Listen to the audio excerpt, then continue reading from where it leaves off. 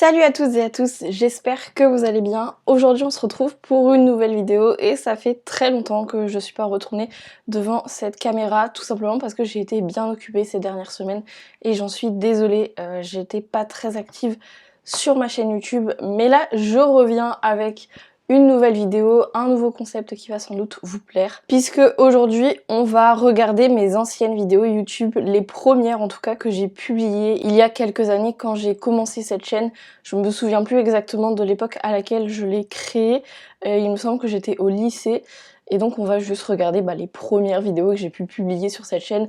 On s'attardera pas sur les plus récentes qui datent d'il y a 2 ou 3 ans parce que c'est là que ma qualité a commencé à s'améliorer. Mais on va au moins revoir les premières vidéos que j'ai pu publier. Je les ai pas revues depuis une éternité, donc je vais redécouvrir ça avec vous. Petit aparté pour vous dire, ne soyez pas perturbés par le décor. Non, je n'ai pas changé de lieu de tournage. C'est juste que c'est plus simple pour moi de tourner ici avec un ordinateur plus performant que le mien sur lequel je fais mes montages, et également dans un espace, dans un environnement plus agréable, plus confortable. C'est donc la raison pour laquelle en général quand je fais des vidéos avec un ordinateur, j'ai besoin de ce décor là.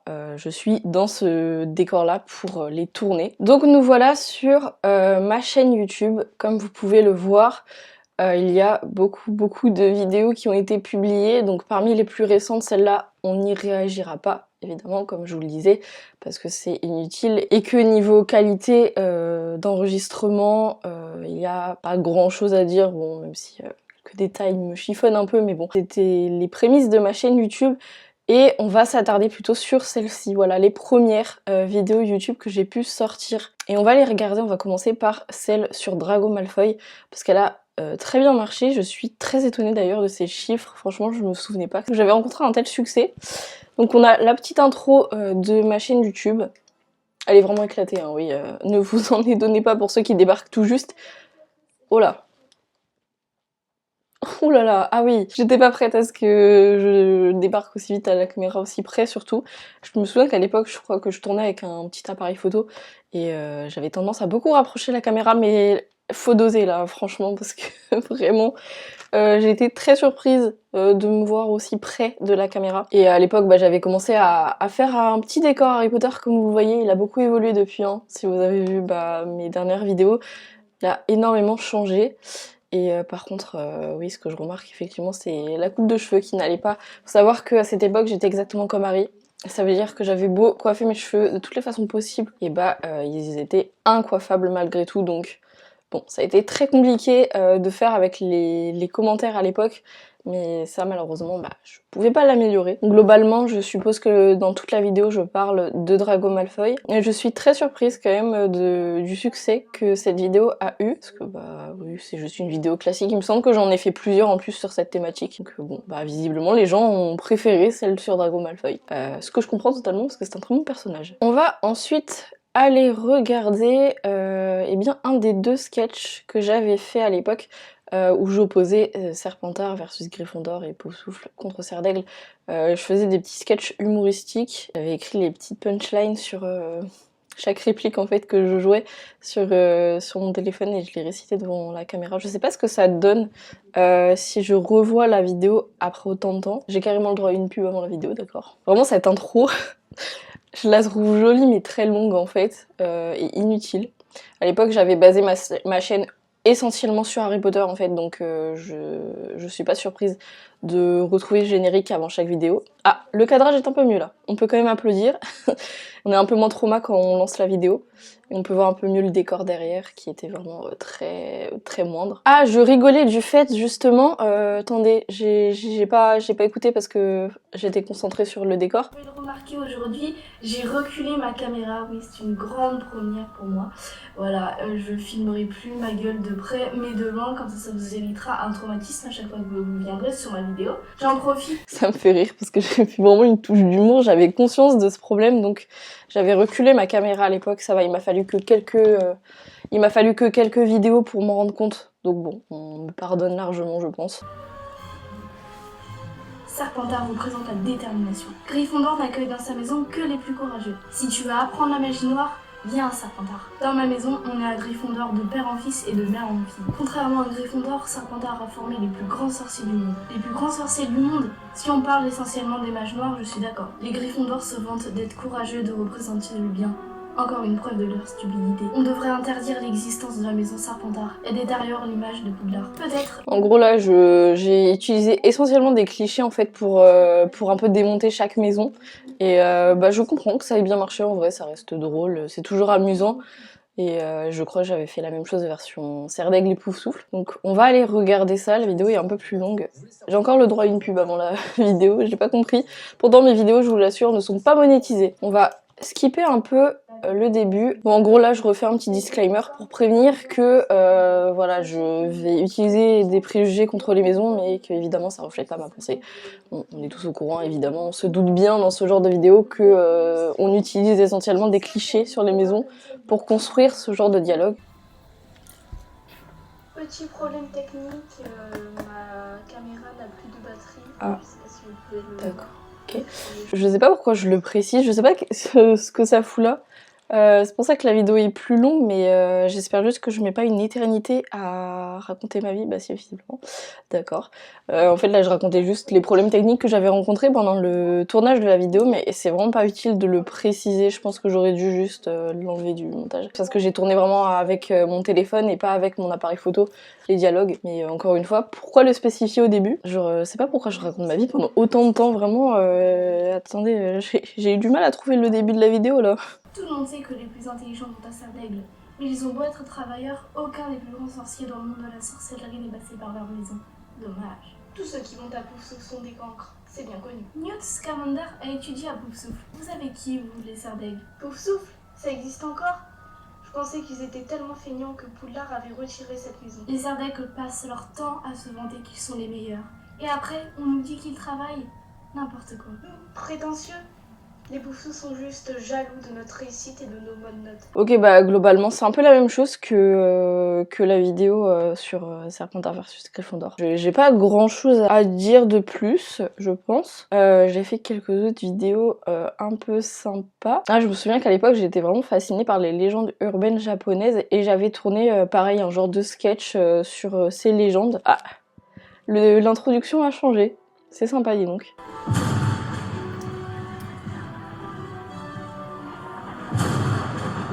D'accord, ouais, j'avais changé la DA totalement. Oula, par contre, la lumière, pas terrible. Et encore une fois, le problème de coiffure, hein, finalement, on est toujours sur une Harry Potter féminine, totalement, avec ses cheveux indomptables qui sont décrits dans les livres. Je tiens à m'excuser Ah, on a encore un disclaimer, mais cette fois-ci sur fond noir. Et encore une fois, je maintiens le fait que ça sert absolument à rien. Enfin, s'il y a des problèmes techniques avec la vidéo, les gens s'en rendront compte.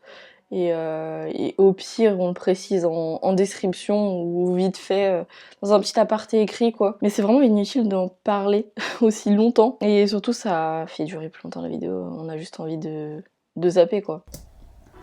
Murray Onna est une des légendes japonaises que j'ai eu le plus de mal à... Ah, donc j'expliquais avant, je faisais un petit résumé de la légende, en fait, avant de faire le sketch. Ok. C'est une jeune femme, en fait, qui se noie avec des profs.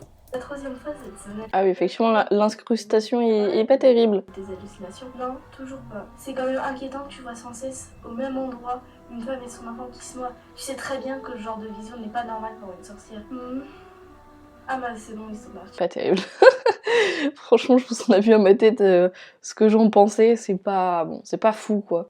Donc on va ensuite passer à la petite vidéo vlog. C'était mon premier vlog. Faut savoir que j'adore les vlogs, mais j'ai pas énormément de choses à raconter. En général, il se passe pas grand chose dans mon quotidien, donc j'en fais quand j'ai quelque chose de vraiment important à montrer. Sinon, bah je vous épargne ça parce que bon, c'est pas très intéressant. J'ai juste regardé ce que je faisais dans ce vlog. Ah, les créations artistiques qui sont toutes parties à la poubelle finalement. On essaye à l'époque, on essaye voilà, pour décorer ma chambre. Je sais pas si je fais d'autres activités manuelles. Ah si, bah oui. Ce fameux caillou, je sais pas du tout où je l'ai mis, mais il était très sympa. J'aimais beaucoup le principe, donc je l'ai reproduit et franchement le résultat est pas mal. Hein. Je sais pas dessiner pourtant. Pas que je présentais d'autres choses dedans parce que à l'époque vraiment je m'éclatais niveau créa. Je faisais plein de choses. Ah bah voilà. notamment les petits cadres en broderie. Là j'avais fait un petit Simba et là une rose éternelle. Mais j'avais fait toutes les couleurs en fait. Là, les petits points qui manquent, c'est la tige et j'avais fait un vert. J'avais tenté la création d'une étagère aussi. Et oui, c'était une étagère. Mais elle tenait pas sur le mur, donc voilà, j'ai fini par renoncer. J'avais mis carrément un trombone avec de la colle pour essayer de faire tenir ça. Mais bon. Ah oui, on a le résultat du miroir en plus. D'ailleurs, j'ai enfin accroché ce petit miroir au mur ce matin. Voilà. Bah, il rendait bien franchement sur le décor. Ouais, ça a pas tenu. je vous l'assure, ça a pas tenu. Ah là, je faisais mes petits montages à l'époque avec DaVinci. Vraiment, qu'est-ce que j'aime ce logiciel. C'est une pépite. Franchement, c'est une pépite. Je vous le recommande fortement pour vos montages. Si vous en faites, si vous avez besoin d'un logiciel, c'est le meilleur qui existe. Il faut pas des cheveux. Je me suis coiffée ce matin. Ils sont tous décoiffés. C'est une catastrophe. Voilà, encore un problème de coiffure. Je commence à partir. Je suis un peu dégoûtée d'ailleurs. Que ça faisait beau. Ça faisait un beau rose. J'aimais bien mes cheveux. Là, je les aime plus parce qu'ils redeviennent comme avant. Oui, parce que j'avais fait du rose. J'avais fait les petites mèches roses là. J'adorais cette couleur, donc je me la faisais tout le temps. Et c'était quand j'avais les cheveux longs quoi. Donc on va passer à une autre vidéo. Là j'avais commencé des petites séries sur des livres ou des séries justement, où je parlais d'œuvres en fait que j'avais vues, lues et que j'avais bien aimé. Donc voilà, j'avais démarré ces petites séries. Je crois plus qu'elles soient d'actualité aujourd'hui, il faudrait que je reprenne. Mais c'était bien sympa. Ah, j'ai fait un vlog sur mon premier tatouage, voilà, deuxième vlog en très peu de temps. Et là, je m'étais fait tatouer ce jour-là. C'était mon premier tatouage à l'époque. Ça me fume hein, parce que depuis, on a eu plein, beaucoup trop même. En fait, j'ai sélectionné une vidéo au hasard, la dernière que j'ai publiée avant celle que j'ai mise en ligne hier. J'avais fait une republication en fait d'une ancienne vidéo qui avait été découpée en 2 parties, je crois. Et en fait, déjà ça va pas. Le cadrage dans ma tête, ça va pas. Et j'ai envie de pleurer. C'est tellement moche. Je me dis qu'il y a ça sur YouTube, mais... Ah, je crois que je parle de mes anciennes vidéos que je viens de tacler là. Ouais, ça va être comique là de voir ce que je disais déjà à l'époque parce que je pense que je m'en suis rendu compte au bout d'un moment. À quel point c'était problématique. Ça faisait déjà 4 ans que j'étais sur YouTube. Parce que les vidéos dataient d'il y a 8 ans. Là, celle-ci date d'il y a 4 ans. Là, ça va encore aujourd'hui, me débrouille et tout niveau coiffure. Mais encore, cette vidéo, ça va. Je vais vous montrer l'autre sur laquelle je suis tombée l'autre jour. C'est une catastrophe. Par contre, les miniatures, je regarde. Je suis vraiment pas étonnée de ma réaction à l'époque. Parce que, bah oui, c'était très problématique. Là, je m'étais un peu améliorée niveau cadrage, niveau coiffure aussi. Ça allait un peu mieux, mes cheveux. Mais oui, quand je retrouvais mes anciennes vidéos, en fait, à chaque fois, je pleurais devant ce désastre. Parce que franchement, non, il y avait rien qui allait, quoi. On l'a vu, de toute façon, au début de la vidéo, c'était un peu désastreux. Magnifique tête, n'est-ce pas?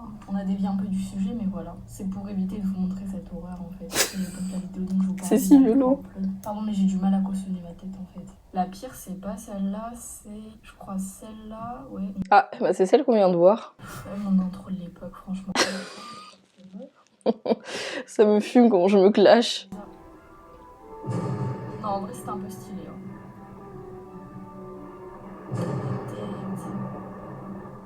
Salut à toutes et à tous. Voilà, cette horreur-là. On voit bien les cheveux décoiffés, là. Enfin, ma tête, on va pas en parler. En plus, son décor, il était éclaté derrière. J'ai même clashé le décor. J'étais vraiment sans cœur, sans pitié. Là, franchement, j'essaie d'atténuer la chose parce que bah, je débutais tout juste sur YouTube, donc soyons indulgents. Mais là, non, je m'étais juste auto-taclée en fait, parce que je pouvais vraiment pas avoir ma tête en peinture. C'était ouais, c'était insupportable en fait de me dire que j'avais ça sur YouTube. Je viens de voir défiler quelque chose dans la timeline que je voulais vous montrer. Oh, petit chat d'amour, c'est ma Mouna qui adore les cartons. Vraiment, elle me fume, elle est trop mignonne. T'es un peu coincée là, non? Non, t'as pas l'air d'être coincée. Ah, moi, je me fais tellement rire. Elle est toujours comme ça, hein, ça n'a pas changé. Elle est trop mignonne. Déjà, il y a 4 ans, elle était ravagée, mais alors aujourd'hui, je vous dis pas. Elle a vraiment gros problème avec les cartons. Ça a vraiment pas changé. Elle est trop mignonne. Oui, donc là c'était pour parler de mon tatouage parce que c'était quand même le sujet principal de la vidéo, mais éventuellement on n'a pas presque pas parlé en fait. Donc là en fait j'ai fait quelques plans de ce premier tatouage que j'avais réalisé à l'époque pour mes 18 ans. J'adore. Franchement, il est magnifique. Il est toujours aussi beau.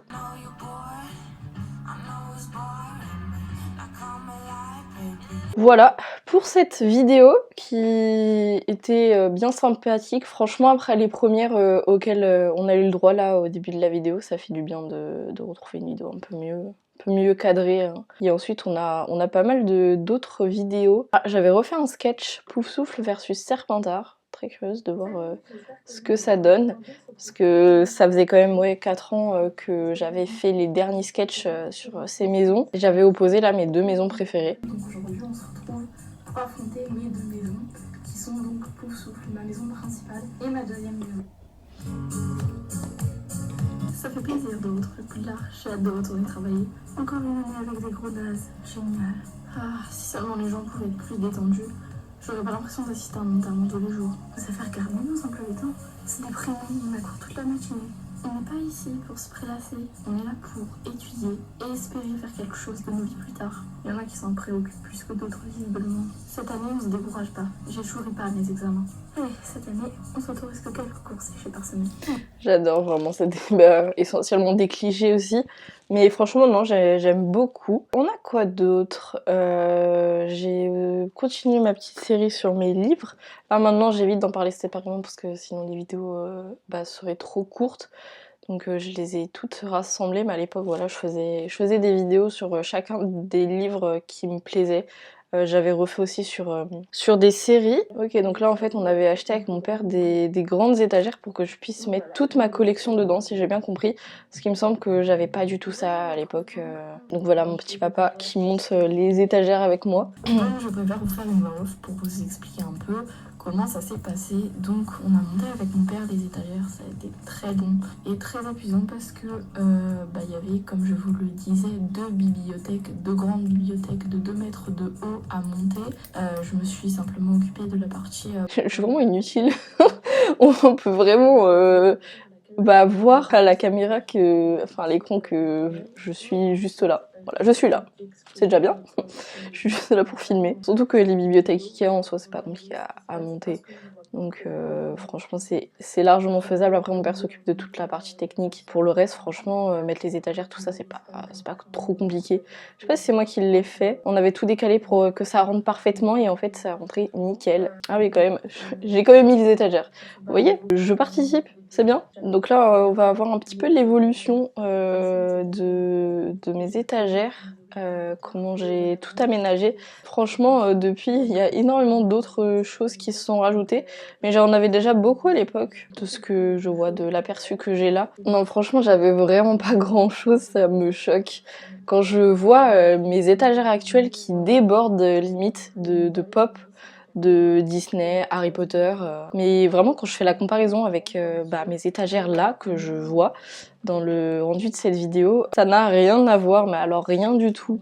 Parce que j'ai accumulé plus d'objets et forcément ça nécessite beaucoup plus d'espace. À l'époque je pouvais me permettre de réserver que quelques étagères par-ci par-là à Harry Potter et là maintenant il y a quasi toute ma bibliothèque qui est remplie de pop Harry Potter. Et là je crois que je faisais la présentation étagère par étagère de toutes mes pop parce que j'en avais vraiment beaucoup et il y en a certaines d'ailleurs que j'avais déjà achetées à l'époque. Je suis étonnée franchement. Si vous voulez avoir un petit aperçu de ma collection, en tout cas à l'époque, des éléments que je pouvais avoir, faut aller voir cette vidéo. Bon, évidemment elle a beaucoup changé hein, comme je vous le disais, on retrouve pas du tout la même chose dans ma bibliothèque actuelle, mais voilà, pour avoir un petit aperçu.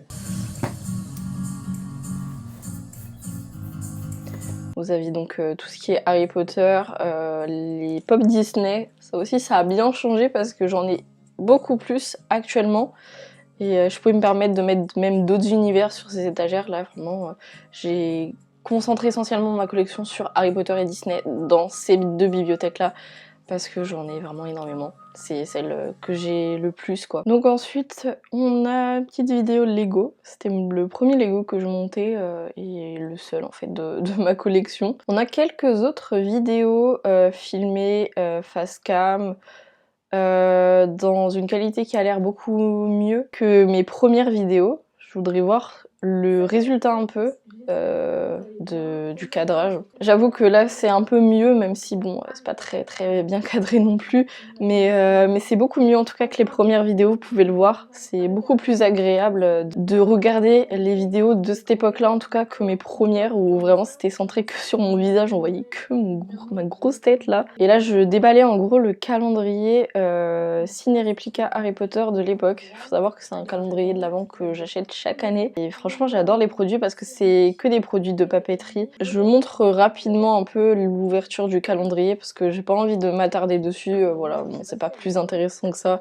Je déballe chacune des cases une par une. Je m'étonne d'ailleurs de l'avoir commandé autant en retard alors que d'habitude j'ouvre les calendriers au moment de Noël, mais bon visiblement là j'avais décidé de le faire en vidéo. On va passer à une autre vidéo que j'avais envie de revoir, celle-ci, celle du marathon Harry Potter avec ma sœur, parce qu'on avait fait un marathon toutes les deux, et en gros je lui montrais chaque Harry Potter et à la fin elle donnait son avis sur le film, et franchement c'était trop bien à faire, j'ai vraiment adoré. Ça faisait longtemps que je voulais lui montrer les films Harry Potter et surtout il me semble qu'elle les avait jamais vraiment vus, donc c'était l'occasion idéale. Et puis voilà, j'en ai fait une petite vidéo, enfin petite, elle est assez longue et franchement j'adore parce que j'avais mis en accéléré certains passages où on regardait Harry Potter. Voilà, donc je faisais une petite animation pour chaque film et je mettais en accéléré à chaque fois sur certains extraits.